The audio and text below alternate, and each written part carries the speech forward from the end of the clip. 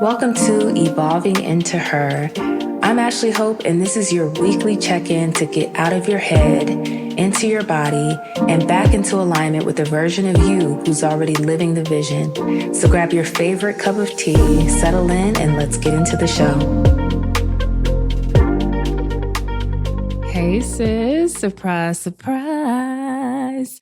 Welcome back to Sunday Coffee Chats. Before we get into it, I just want to say thank you for all the love on the first one, the messages, the shares, the way y'all said it made you slow down and think. That means so much to me. So keep listening and I'll keep them coming.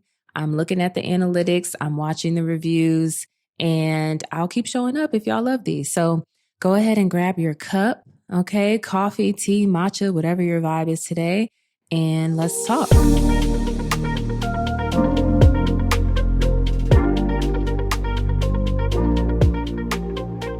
So recently I rewatched one of my favorite movies with Julia Roberts, Eat, Pray, Love. I love that movie. It's easily a top 10 movie for me, maybe even a top 5.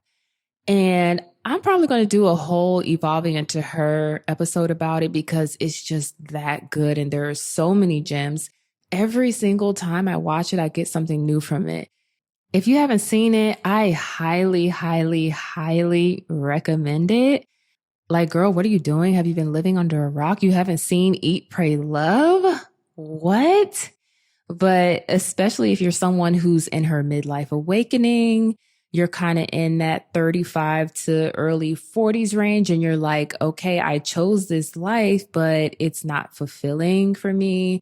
I'm not happy. My joy is no longer here. Maybe you're in a marriage that's unfulfilling. Maybe you're coming to terms with some of the choices you've made in your life. Maybe you're in an in-between season or a waiting season. This movie is perfect for you. It is a must-see. But essentially, it's about a woman who has the life she thought she wanted. She has the house, she has the husband, she has the career, she got money, she has community, she's comfortable. But she realizes in this movie that she's completely disconnected from herself. And I know a lot of women in this audience will resonate with that, whether they say it out loud or not. And there's this one scene that just, I don't want to ruin it for you, but baby, when you watch it, okay? But it always sticks out to me. She's walking around her house, Julia Roberts, her husband's in bed, it's nighttime, and she's looking at her wedding photos. She's looking at the furniture. She's looking at this life she built. And she says verbatim, hadn't I wanted this? I have actively participated in every moment of the creation of this life. So why don't I see myself in any of it? Whew, that line right there, it hit, okay? Because that's a real moment. But side note, did y'all see how I delivered those lines? Like, am I an actress? Your girl has been taking improv classes to like stretch myself a little bit to get out of my comfort zone. And I just want to say, I can't tell if that was Julia or if that was Ashley. I'm just saying, okay. So if you know any agents, I'm free. Tell them to slide in my DMs. All right. But yeah, that line, baby, that scene was everything. Like when you watch it in the movie, you're going to be like, oh, Ashley, I see what you mean. And then the subsequent scene where she talks to God and she's crying out. Oh, it's just so good. I don't want to give y'all too much though if you haven't seen it. But she wasn't being dramatic. She was just being honest. And it's that feeling when you look around and you realize I built this life, but I don't see me in it anymore. It doesn't feel good anymore. It doesn't feel fulfilling anymore. And I touched on this on episode, I think it's 4 of the podcast. And it talks about your midlife awakening and just waking up in a life that you curated, but you're not happy in. So if you haven't listened to that, go back and check it out. It's one of my highest rated shows and most downloaded shows. And if we're honest, I think most women reach a point where she has to stop and ask, is this still me?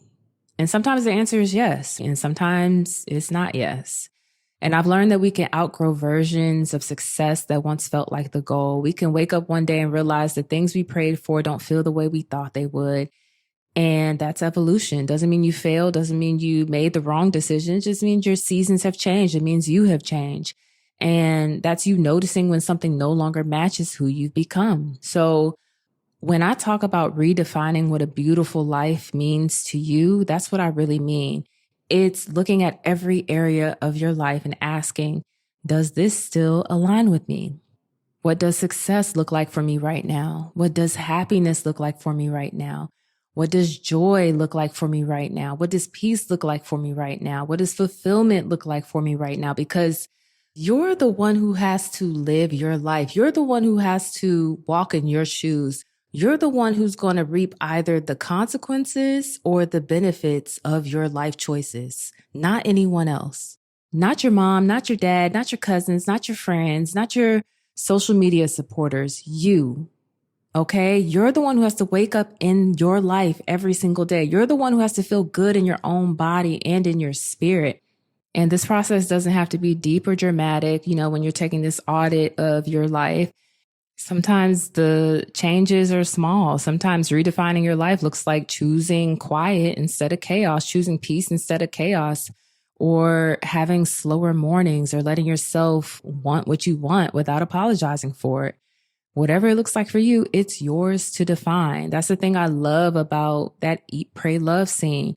It wasn't about her running away. It was about her waking up and honoring herself and honoring her feelings and honoring where she was in her life and being honest with herself and her partner and her friends and her community. And I think that's what so many of us are doing right now. We're waking up to the truth that we get to choose, that it's not too late for us. And that is evolution. You don't have to feel guilty for outgrowing what once fit, what once was aligned, what once made you happy. You don't have to apologize for shifting your definition of happiness. You don't have to stay in something just because it once made sense. Sister, you're allowed to redefine it all. You're allowed to start from scratch if need be. You're allowed to say, this doesn't feel like me anymore, and then pivot. That's what growth looks like. And I've been thinking a lot about what a beautiful life actually means. And by no means do I mean a perfect life, not a filtered one, but a beautiful one. And for me, that looks like peace I don't have to perform for. It looks like slow mornings. It looks like laughter that isn't forced. It looks like work that feels aligned. It looks like relationships that feel mutual and feel fulfilling. It's small moments that make me proud to be present in my own story. And for you, that might look completely different. And that is the point. You have to decide what a beautiful life looks like for you. You have to decide what a successful life looks like to you. You have to decide what joy looks like, what fulfillment looks like, what peace looks like for you. And your version of a beautiful life doesn't have to look like anyone else's. It's not something you find. It's something that you define for yourself. So this week, I want you to give yourself permission to reimagine your life from where you are now, not who you used to be. And know that you can build a life that reflects the woman you've become, the woman you are now. And you don't need anyone's permission to start doing that today.